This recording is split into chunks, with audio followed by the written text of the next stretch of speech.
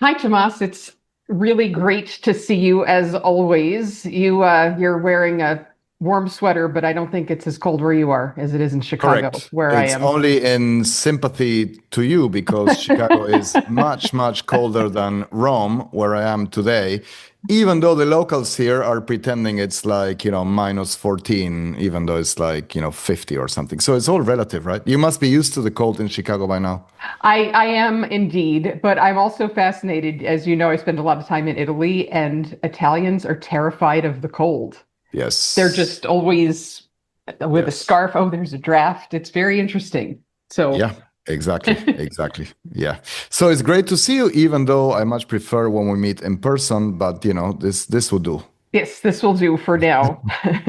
So I was thinking of the time when we first met, and I saw you on a stage. I was speaking later, and I didn't see the beginning of your talk, so I had no context. Yeah. And what I saw was your summary and some Q&A. And what I heard from you is confidence is not important. Yeah. Um, don't be authentic. And to a group of women, yes, you must be more aggressive. Yeah. And I thought, well, that's interesting because later today, I'm going to get up on the stage and talk to these women about how to find their confidence. And you Yeah. really don't need to be super aggressive. And it's so important to be authentic. And I'm like, I don't like this man. Like, I don't know who he is, but I don't like this man. Yeah. And then we talked, and it was so fascinating how aligned we actually are when we go Yeah. beneath the Yes. surface layer. Yeah. Yes. So, yeah, I remember that. I remember that. But thank you for being open-minded and giving me the benefit of going beyond the headlines, the contrarian headlines. And I think what is also interesting, because it didn't just happen with our now latest books, but with some of the previous one, is that actually maybe we disagree on 20% of the content and we meet 80% of the times. It's just that we are approaching the idea from a different angle or focus on different kinds of impact or consequences. And confidence is a great one, right? Because if you're coaching an individual, it is clear that helping them convey or display higher confidence will help them, like helping them convey authenticity or extroversion will help them. But if you're trying to design a system that works and you're focusing on what people pretend to be or on how assertive people are, is not necessarily the best way to optimize for the whole system. You're better off optimizing for how competent and smart or talented people are. Yeah. So but a lot of my ideas, by the way, the headlines or the bites are contrarian and polemical, but then it's just like very boring common sense, I think.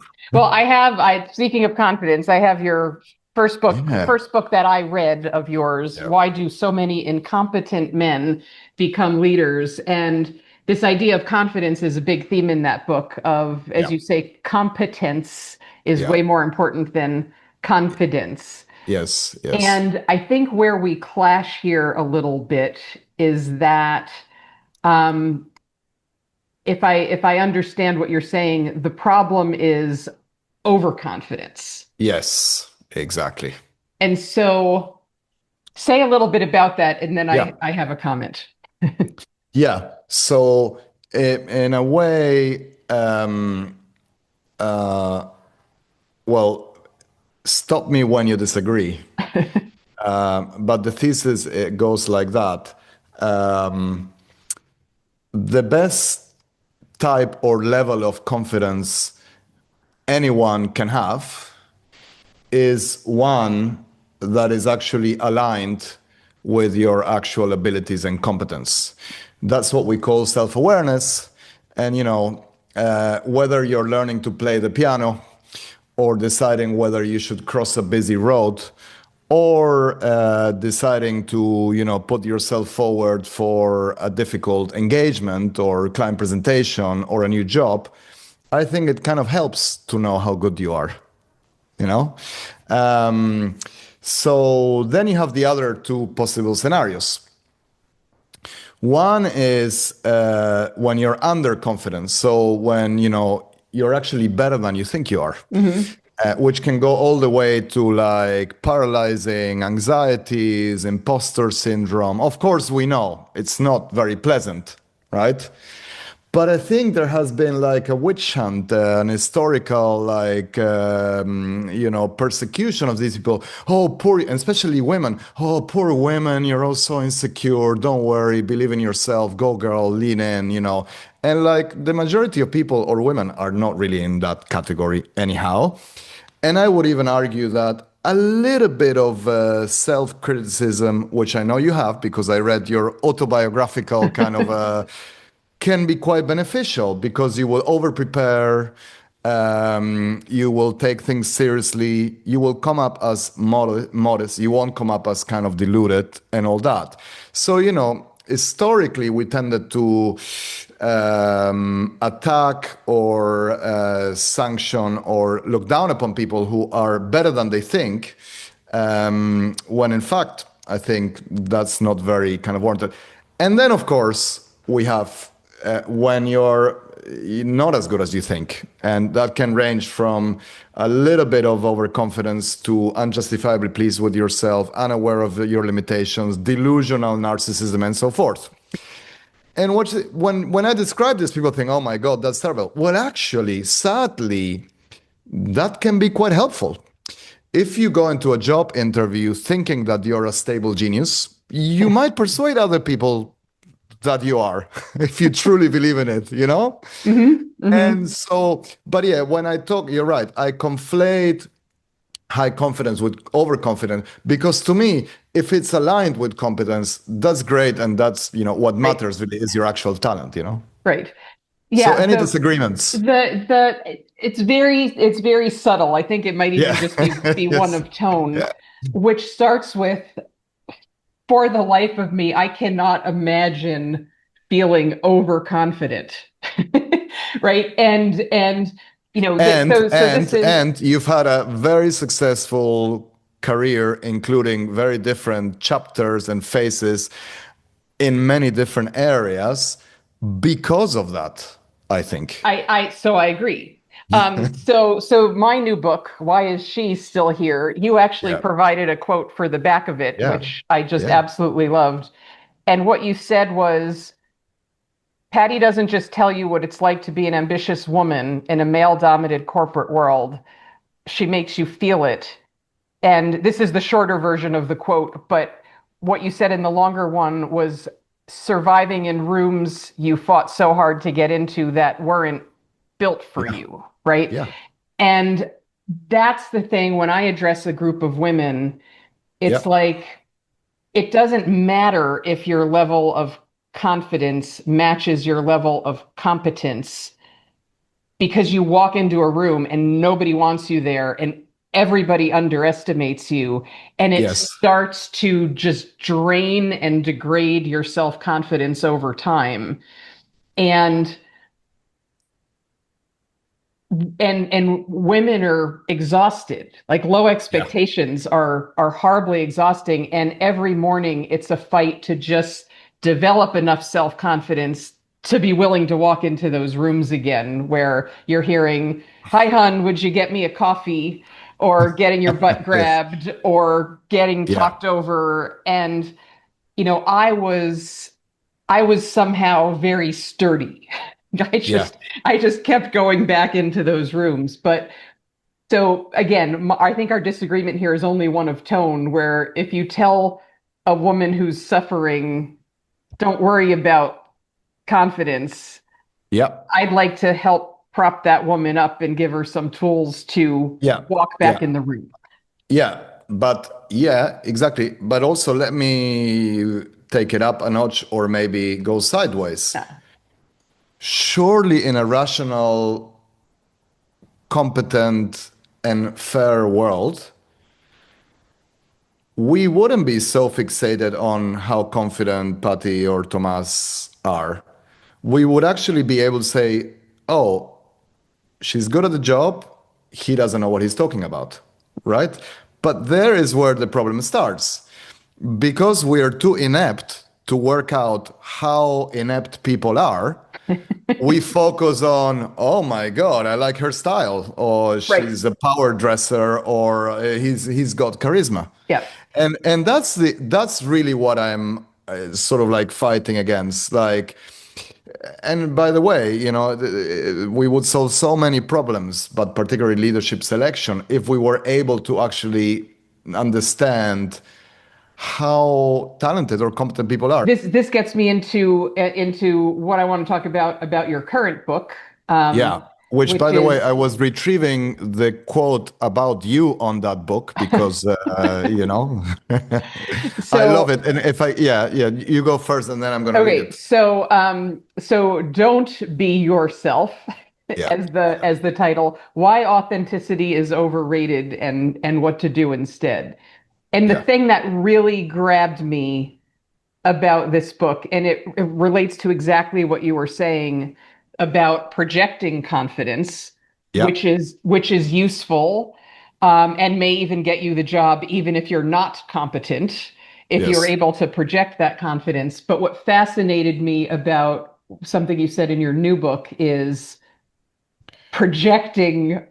authenticity can be a good thing. Yeah. And that was just like a knife to my heart. I It's know. like I know. because I have Yeah. been for years and years and years Yeah. saying you can't fake authenticity. I You're know either it's a being authentic subtitle. or It's a you're not. subtitle in your book. Yeah, it's a subtitle in chapter 6. So I'm well aware of that. Yeah, But so yeah, so let's talk about that one. the last book, which is Don't Be Yourself, the boring title would be Rethinking Authenticity, actually starts with a very simple question, which is how do we define authenticity? And that's really interesting because the first thing to acknowledge about it is that it's not an actual thing. You can't see it. It's not like I can see Chicago behind you, the background, and you can see height and you can see color, but you can't truly see authenticity. Maybe Elon Musk will give us Neuralink, and then we will have a way to objectively say if somebody is being truthful or not. But even that wouldn't work because we lie to ourselves all the time. We bullshit ourselves all the time. So the only way to understand authenticity properly is that it is an attribution that we make about either our own or others' behavior. And that attribution is made when we assume that the behavior is aligned with some internal values and with some internal truth.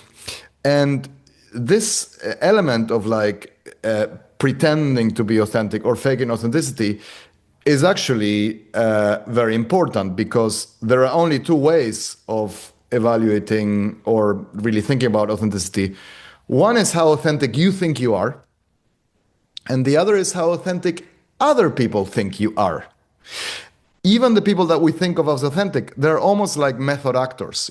You watch Tom Hanks and Meryl Streep and you cry and smile, but they're acting. It's Mhm. just that they seem so real. This is so interesting to me because it's sort of like, do you feel confident or are you projecting confidence, right? Do you feel Correct. authentic or are projecting authenticity in a way that other people believe that you're authentic? Um, I still, again, you have done the studies and have all the Yep, yep, data, yep. and I'm in the fuzzy and intuitive part of this. So for me, when I meet somebody and I think, man, that person is authentic, Yeah, there's a there's a there's an energy that is no bullshit. yeah, That's one of the things I notice. It's like it's straightforward speaking, and they're yeah. telling you things that they think, and those things aren't like packaged and polished and positioned and Yeah, yeah, yeah, yeah, massaged. yeah. Yeah, And in my recent book, what I wrote about was I started my career being afraid of everybody and afraid of every room I was in.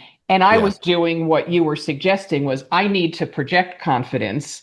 I need An to extroversion. project a extroversion, a work persona that is respected in order to be taken seriously. Because when you Yeah. start a career as a young woman, nobody takes you seriously. You're just the little girl in the room, Yeah. and the typical response is to just start to behave very seriously and be all business Yeah. Yeah. Yeah. and but mind-blowingly, Yeah. after that works for a while, you get to an executive level and you Yeah. start getting the feedback of you're too serious. Yeah. I don't feel like I can't relate to you. I don't feel like I can know you. And for me, I've given this the label of being authentic, but your book is making me rethink the labels, right? It's Yeah. not Yeah. Yeah. making me rethink what I believe in, but I think what I needed to do was to find a way to show up and not another one of the authenticity traps you list in your book is Yeah. bring Yeah. your whole self to work, right? Yeah. I agree, like bringing your whole unfiltered self to work is probably not the most effective way to go to work.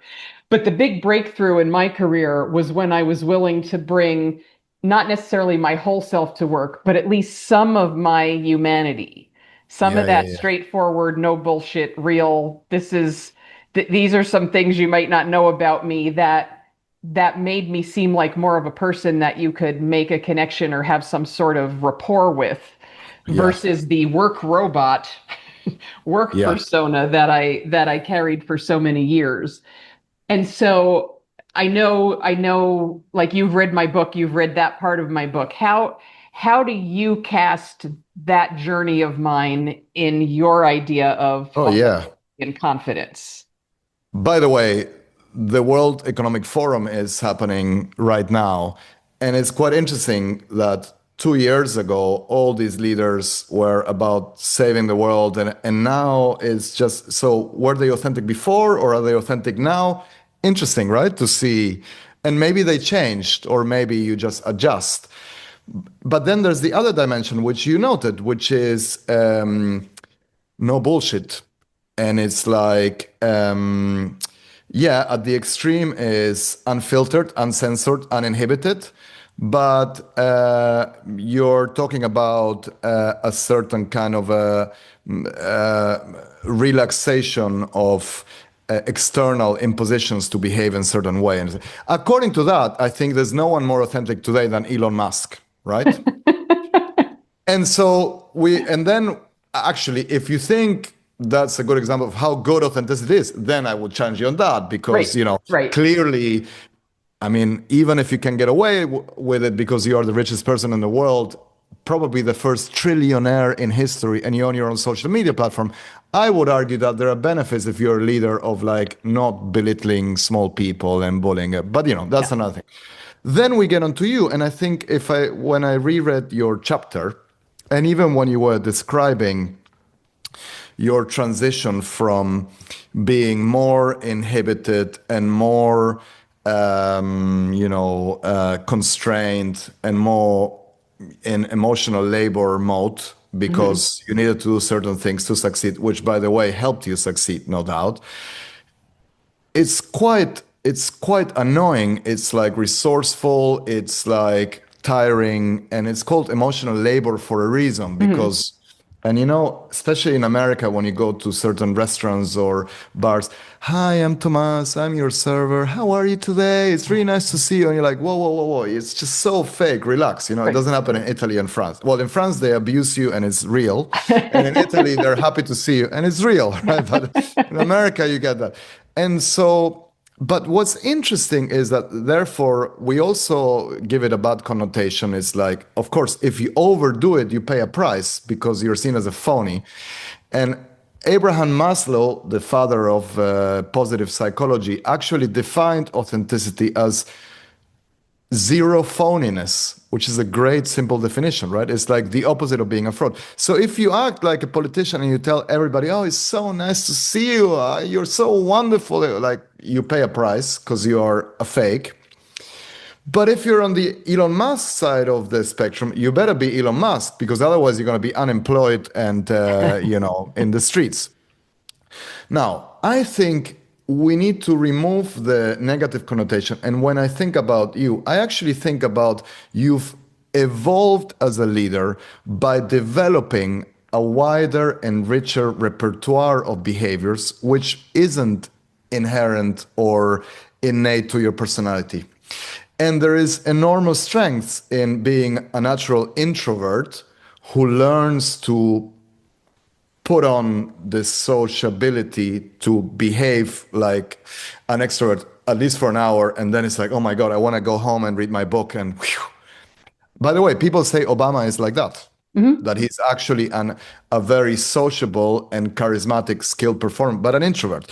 Likewise, there is a skill in internalizing the feedback that you're getting from others. Is like, oh, now you're like a machine, you're like a robot, you're inhumane, you're whatever, and then saying, oh, maybe I should learn new. So for me, is learning new behaviors.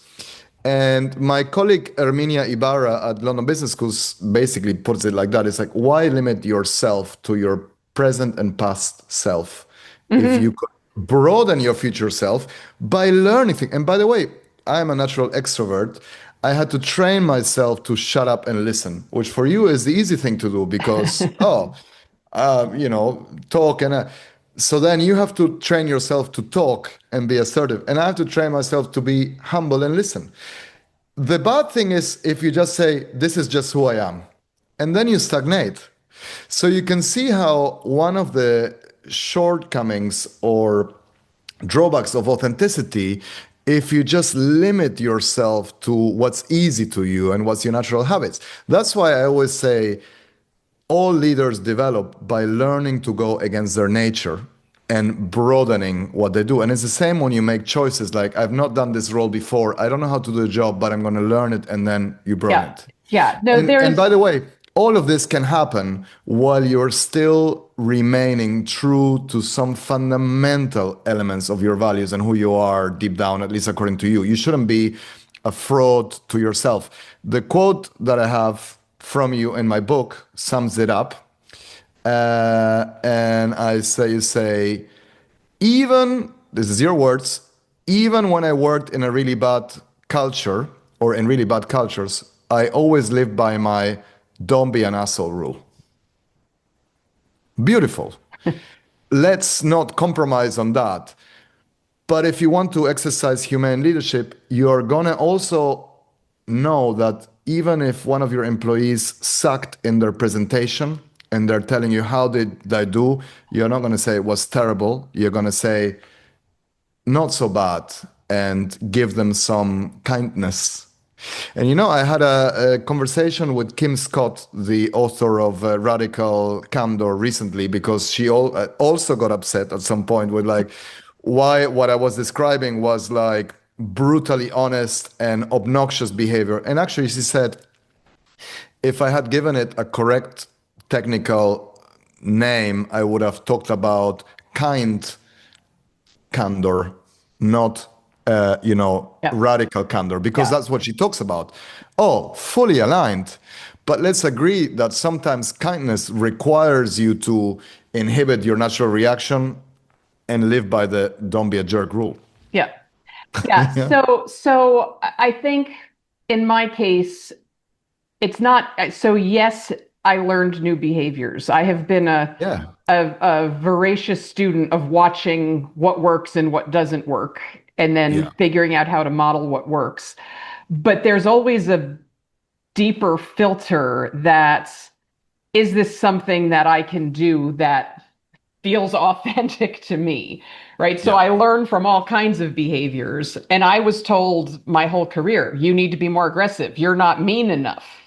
Yeah. Yeah. And it's like, I'm not going to be an asshole. Like whatever Yeah. you're telling me, I'm not going to walk down that path. And so what I thought the task was to expand my palette of behaviors that work well, Yeah. but do it in a way that still felt, the word I used to use was authentic to me. So Yeah. whenever I'm in a situation where people want me to do something or talk about something that just feels wrong, Yeah. that's my go-to move. It's like, I need to find an authentic platform. I need to find something that I genuinely feel, that I Yeah. genuinely care about, that I'm genuinely excited about.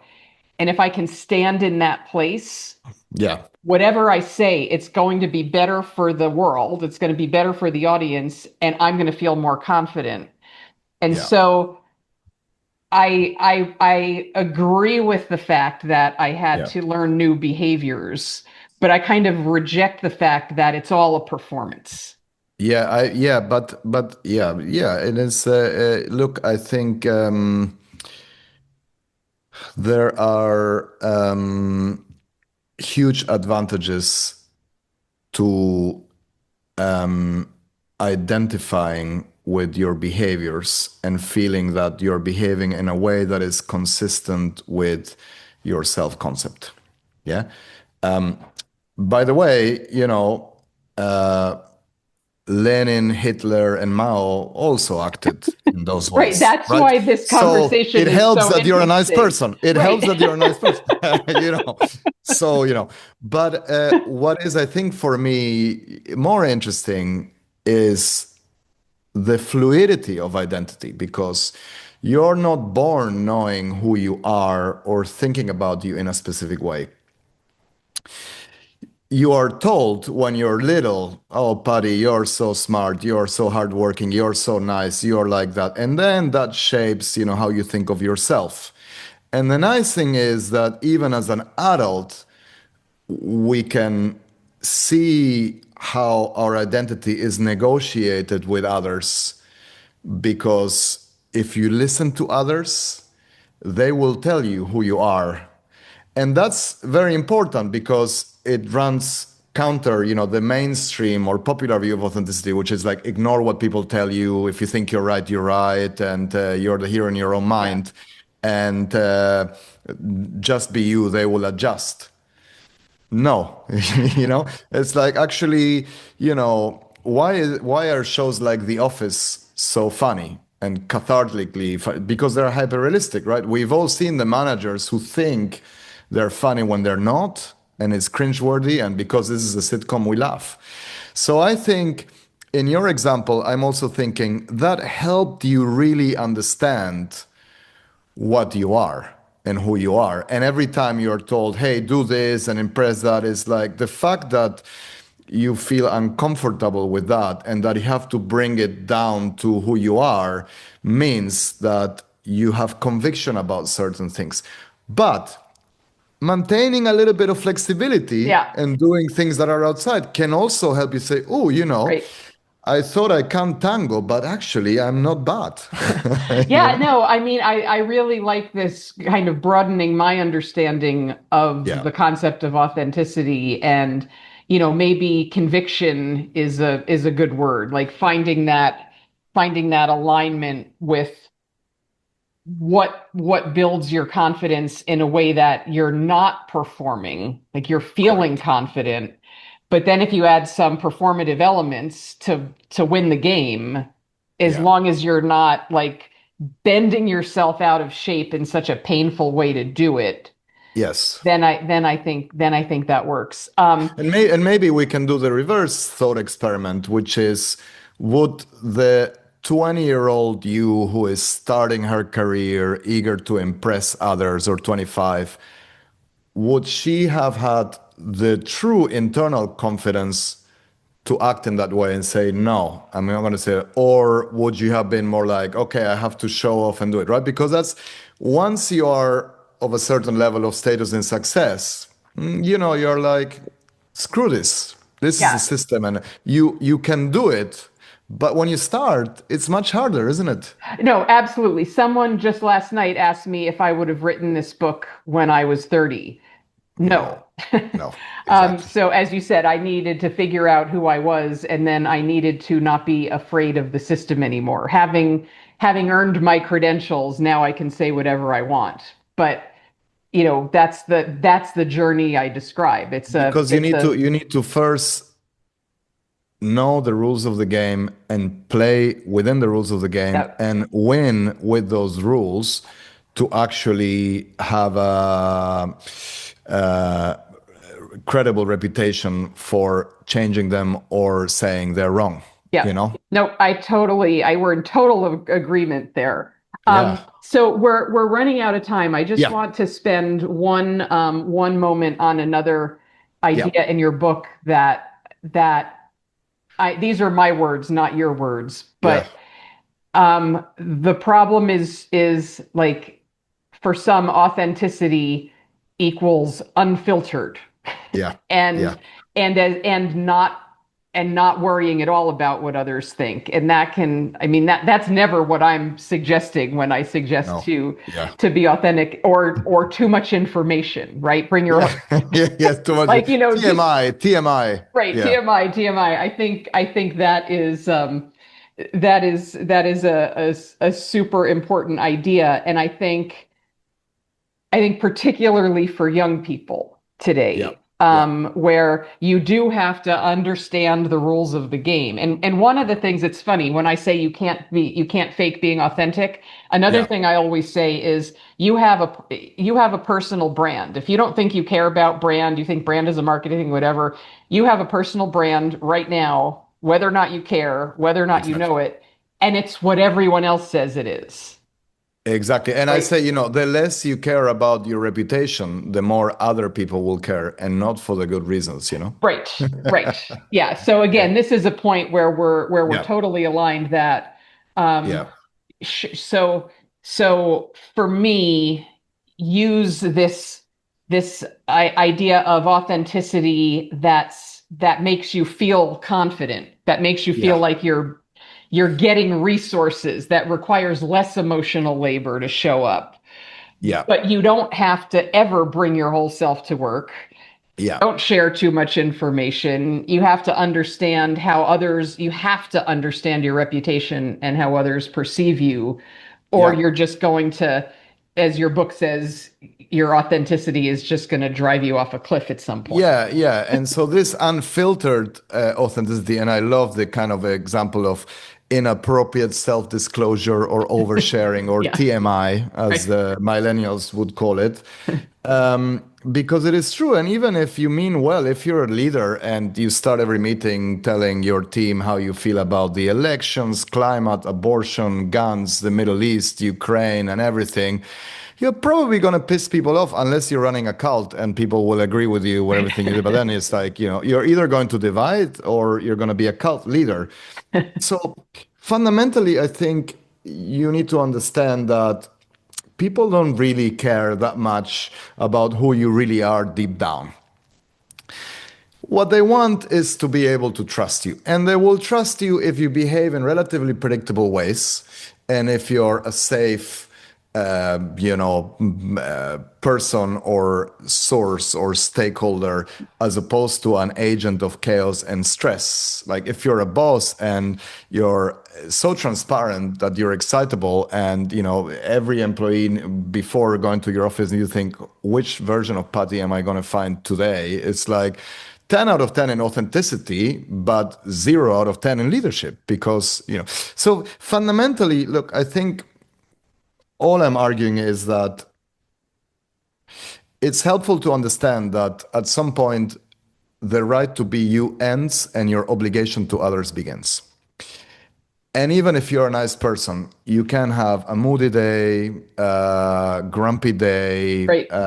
You can be narrow-minded. You can be strongly opinionated. We're all human, and you have Italian DNA, so I'm sure this is like So between saying, well, it's like I'll just let it go and my team will get to know me for who I am, or saying I better contain myself and wait until I get home.